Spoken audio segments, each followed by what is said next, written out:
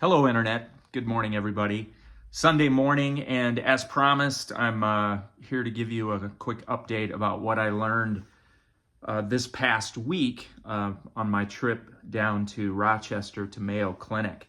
Uh, I had my regularly scheduled CT scans and blood work, and then meeting with my oncology team, and we have some pretty definitive information going forward, and wanted to share that with you.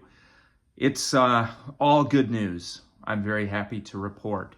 Uh, I shouldn't say all good news, but at least vast majority good news.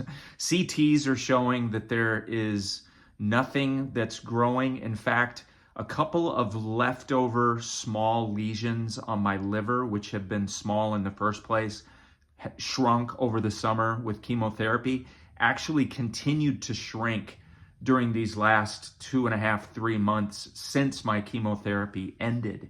So that's good news, and there's no new growth whatsoever. Lungs, there are some really, really small nodules on the order of 2 millimeters to 3 millimeters. Those are stable, and they don't even know if they're cancerous or malignant. They're just small nodules that have been there and are really barely even above the threshold of what is noted in a CT scan anyway. So the point is, my liver and my lungs are looking good, and there is absolutely nothing going on that's concerning. And of course, that's excellent news. The little bit of concern is that there is it's called a soft tissue nodule, and it's in my mid-abdomen, like almost right in the center. It's not attached to any organ, but actually there's a couple of them, and they're very small, like on the size of a pea or a peanut. Those had been growing a little bit before my last chemotherapy session. I could feel them. Like if I press on the center of my stomach, like in between my belly button and my chest. The chemo over the summer knocked those out to the point where I could not feel them anymore. But the CT scan showed that a couple of those little soft tissue nodules, less than a centimeter, have grown a little bit.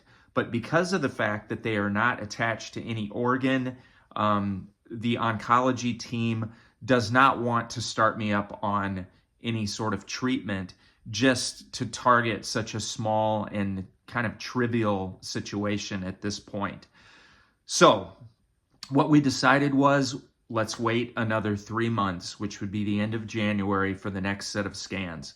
The oncology team was unanimous, and I'm a part of that too. You know, it's the PA, the nursing assistant, the oncologist herself, and my other oncologist, Dr. Gia.